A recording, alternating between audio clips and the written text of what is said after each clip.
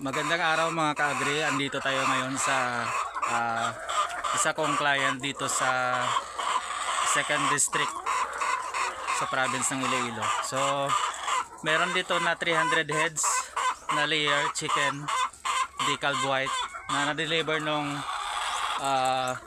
April 28. So, ngayon, mag 1 month pa lang.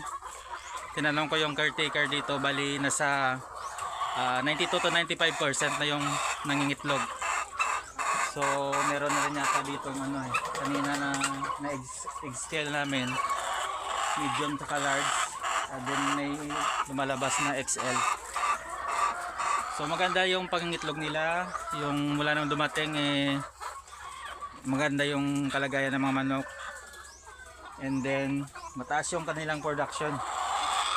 So maganda yung quality ng manok na nakuha natin.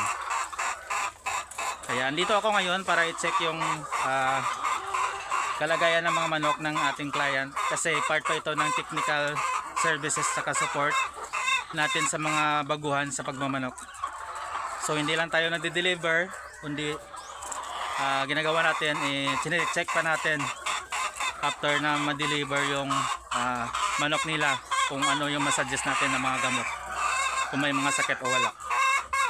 So sa mga order po, meron tayong parating na manok next week. So mag PM lang kayo sa akin. Yun lang po, magandang araw.